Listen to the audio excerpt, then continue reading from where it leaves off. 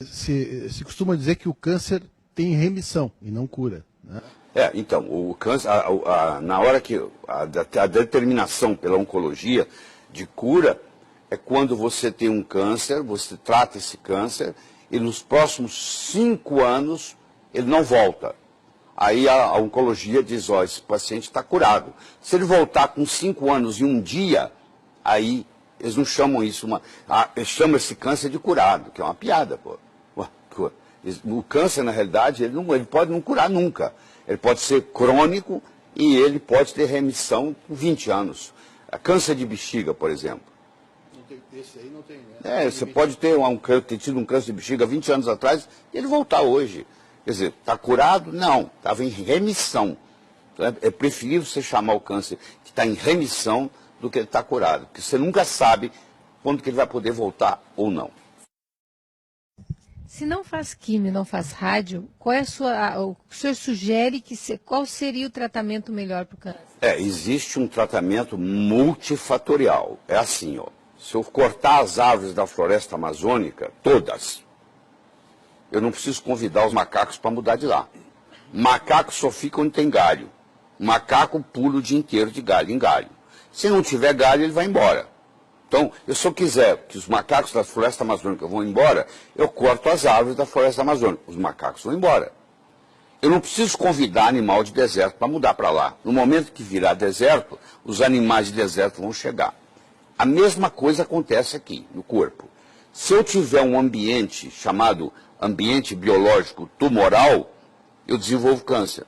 Agora, se eu mudar o território biológico, o câncer vai embora. O câncer não fica num órgão, num organismo saudável. Então, o que eu tenho que cuidar? Tenho que cuidar da biologia da pessoa. Então, primeiro eu vou ver o seguinte, o que causou o câncer? Só tem 3 coisas que causam câncer, só 3. Ou sozinhas ou combinadas. Primeiro, um conflito emocional. Você vai ver que a mulher se divorciou do marido que ela achava que vivia a vida inteira e 2 anos depois era uma paciente com câncer de mama. Isso é muito comum. Eu vejo isso com muita frequência. Tem sempre um conflito. O pai morreu, o filho morreu, a mulher tem um câncer de ovário 2 anos depois, ou um câncer de mama, e assim por diante. O filho morreu, o pai tem um câncer de testículo. Então, sempre existe, nos últimos 2 anos, antes do câncer aparecer, existe um conflito emocional. Se o conflito predomina, eu tenho que tratar o conflito emocional, não adianta ficar dando remédio. Bom, qual a outra causa de câncer? É a desnutrição. Todo paciente com câncer é um paciente desnutrido. Ele tem uma desnutrição. Então eu tenho que cuidar dessa nutrição dele. Então eu tenho que cuidar da parte mental dele, psicológica, eu tenho que cuidar da parte nutricional dele, e a terceira causa é toxinas, venenos. Então o paciente geralmente está intoxicado, está desnutrido e está emocionalmente com conflito. Então, ou é a combinação desses 3, ou um deles predominando. Então, como é que eu trato? Eu vou cuidar da parte mental, eu vou cuidar da parte nutricional. Por exemplo, uma pessoa que tem uma alergia alimentar. Essa alergia alimentar contribui na predisposição de aparecer o câncer. Não adianta eu tratar o câncer e não cuidar dessa alergia alimentar que ele tem. Descobrir qual alimento que faz mal para eles. Vamos supor que o alimento seja glúten. Vamos supor que o alimento seja leite. Então eu vou ter que tirar o glúten, eu vou ter que tirar o leite, eu vou ter que tirar os 2. Se eu continuar dando glúten e leite, não adianta. A célula cancerígena, ela se alimenta de 2 coisas, só 2 coisas. Ou ela ingere glicose, ou ela ingere glutamina.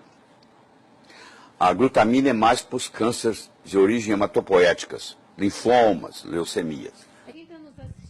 Para quem está nos assistindo e não sabe o que é glutamina, por exemplo, a gente pode dar alguns exemplos? A glutamina é um aminoácido, tá? Que vai formar o GABA no cérebro. Então a glutamina protege a parte do intestino. Só que pessoas com câncer nós devemos evitar dar para ela glutamina, principalmente se ela tem um câncer hematopoético, se ela tem um linfoma, uma leucemia, um mieloma múltiplo. Então, esses nós não podemos dar glutamina em hipótese alguma. Mas o que me interessa aqui mais é o açúcar, é a glicose. A célula cancerígena, foi o Otto Warburg que ganhou o prêmio Nobel em 1931 por causa disso, a célula cancerígena ela se alimenta predominantemente de açúcar. E ela prejudica, você já deve ter visto paciente caquético, morrendo, moribundo, em carne e osso, em pele e osso, e o tumor está crescendo. O tumor cresce e o paciente está definhando. Por quê? Ele está pegando toda a glicose que tem. Então, se eu pegar um paciente com câncer e tirar dele a glicose, tirar dele o carboidrato, o tumor encolhe.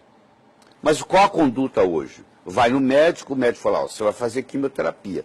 Doutor, e alimentação? Ah, fica à vontade. Se fosse você, tomava até sorvete. Pode, vai lá no shopping, toma sorvete, aproveita. Quer dizer, se eu agora estou fazendo quimioterapia, que já não tem uma eficácia muito boa, a eficácia é pífia, eu posso discutir isso depois com vocês. Ah, e eu ainda vou para o shopping tomar sorvete, que é açúcar puro, então eu tô alimentando diariamente o meu câncer se eu estou tomando sorvete diariamente. Agora, se eu arrumo uma dieta chamada cetogênica, onde o carboidrato é quase zero, o meu câncer regride. Então, o Dr. Thomas Seyfried, que é hoje uma das grandes autoridades do mundo em dieta cetogênica, ele pega pacientes com câncer, ele põe os pacientes em dieta cetogênica e os tumores vão encolhendo. Mas, infelizmente, isso ainda não chegou ao Brasil. Porque mesmo um colega médico que está nos assistindo, quando eu falo dieta cetogênica, ele fala, o que é isso? Eu, por curiosidade, eu olhei no Amazon.com, acho que semana passada, para ver quantos livros tinha de dieta cetogênica no Amazon.com. Podemos fazer um breve intervalo e começar no próximo bloco o que é dieta cetogênica? Pelo menos para ajudar quem trata câncer ou quem está sofrendo disso. Nós já voltamos, tá? Pois é, então, eu olhei no Amazon.com, até 100 livros eu contei, tá? Mas tem muito mais, porque eu fui até a página 8 e tinha até a página 100. Devia ter mais ou menos, sei lá, uns 1000 livros sobre dieta cetogênica. E o brasileiro não tem noção nem o que é dieta cetogênica. Dieta cetogênica é quando eu baixo o carboidrato profundamente e eu aumento a quantidade de gordura. Gordura boa. Porque você tem gordura ruim e gordura boa. Não é, as duas não são iguais. Por exemplo, a gordura trans, ela é altamente prejudicial. Inclusive causa câncer. Quando você compra esses óleos vegetais no supermercado, para o óleo não estragar, ele tem uma hidrogenação parcial. Então ele é gordura trans. Você traz o veneno toda semana ou todo mês para casa de uma gordura trans que você coloca na sua cozinha. Isso é um absurdo, mas todo mundo faz isso. E aqui em casa, por exemplo, só entra óleo de coco. Nós só cozinhamos com óleo de coco. Porque o óleo de coco não tem jeito de ser trans. Entendeu? O pessoal também conhece muito pouco de óleo de coco, deve ter uns 40 livros no Amazon.com sobre óleo de coco, eu recomendo, sei lá, estudar. Porque a maioria do que eu escuto na televisão é bobagem. A pessoa falar óleo de coco engorda. Então você não entende absolutamente nada de nutrição. Porque o capróico, o caprílico, o cáprico, o láurico são ácidos graxos de cadeia média, eles não têm jeito de ser acumulados, não viram triglicérides, não pode ser acumulado no tecido adiposo e, pelo contrário, são até termogênicos. Em todos os lugares do mundo onde predomina a dieta do coco na culinária, você não tem obesidade. As pessoas são todas magras. Por exemplo, as ilhas do Pacífico, onde predomina a culinária do coco, todo mundo é magro, não tem obesidade. Tá? Não tem AIDS também. São mais saudáveis, né? Não tem AIDS, tem HIV, mas não tem AIDS, porque o HIV para virar AIDS, o ácido láurico, que é predominante no coco, pra você ter uma ideia, o leite materno tem 19% de ácido láurico, o coco tem 47%. Então o ácido láurico, quando ele cai no estômago, ele vira monolaurina. Ele mata fungo, ele mata bactéria, ele mata vírus, ele mata parasita. Então isso te dá uma saúde muito grande quando você se alimenta. Você não precisa usar filtro solar. Você toma o coco na hora de ir para a praia, uma colher de sopa de coco, de óleo de coco, ou você passa o óleo de coco na pele. Também não deixa queimar. Pode ficar o dia inteiro no sol. Então fica a dica, excelente protetor solar. Excelente protetor solar, natural, faz bem, é absorvido, vai contribuir. Não tem. A nossa família, todo mundo usa, as crianças, os netinhos, tudo usa óleo de coco para ir na praia. Tá? Por isso que ele está com essa cor maravilhosa. Pois é, primeira coisa que eu não tenho. Uma das coisas que a gente aprendeu na pós com o Laír era justamente isso, né? Que inclusive mulheres, uma coisa que ele citava sempre, mulheres com corrimento, né? Com candidíase. Candidíase. Pois é, o ácido láurico, ele vira monolaurina, e uma das propriedades da monolaurina é antifúngica. Então ela mata a Candida albicans. Porque a Candida albicans, ela pode evoluir para a Candida glabata e causar câncer. Uma das causas do câncer é o fungo.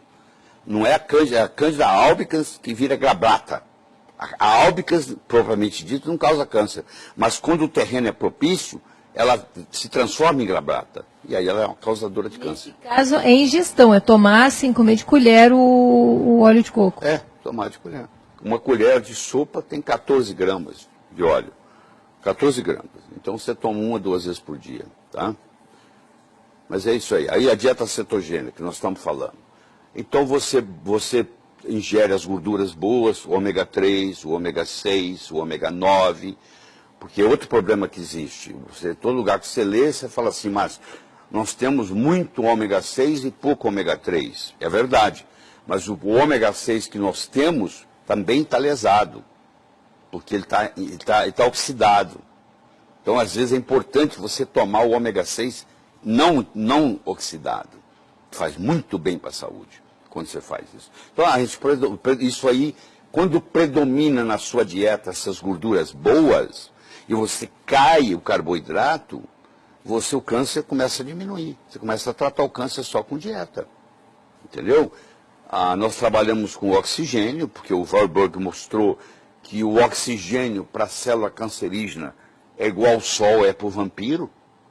O vampiro tem que entrar no caixão e se fechar lá, porque se ele amanhecer o dia, o raio do sol mata ele, não é assim que é a lenda? Pois é, mais ou menos aqui. O oxigênio mata a célula cancerígena. Então, se eu tiver um tumor e eu jogar oxigênio nesse tumor, a célula cancerígena desenvolve apoptose. Porque o problema da célula cancerígena é que ela tem dificuldade de morrer. Ela tem uma telomerase aumentada e ela não tem a capacidade apoptótica, que é a morte natural por suicídio, então ela vai proliferando e vai aumentando. Quando você joga oxigênio nela, é um jeito dela morrer. Entendeu? Então tem várias abordagens que você tem que fazer. E os detox tem muito câncer com metal pesado, que é a oncologia clássica não dá bola, que mercúrio, chumbo, alumínio, que predispõe ao câncer. Então isso tem que ser retirado, quelado. Entendeu? Você faz quelação, inclusive oral. Coentrum, que é um condimento simples, você colocar na comida, faz quelação. Entendeu? Clorofila faz quelação. Aqueles tratamentos com oxigênio, né, que a gente aprendeu o Von Ardenne. na tua pós, o Von Ardenne, né? Uma das indicações seria essa. Né? O Von Ardenne, ele era um físico, ele foi quem desenvolveu a bomba atômica russa, ele era um gênio, ele inclusive tem patente na área da geladeira, patente na área do ar-condicionado, tem várias coisas que ele desenvolveu. E ele também entrou na área médica. Ele desenvolveu uma medicina própria, chama-se Medicina de Von Ardenne, onde existe um tratamento usando oxigênio em altas doses, com todo um protocolo, que alguns médicos, meus alunos, aprendem a trabalhar, porque o oxigênio é uma coisa que é permitida, não tem nada proibido. Então a gente usa o protocolo de Von Ardenne no tratamento de câncer, com resultados espetaculares, espetaculares.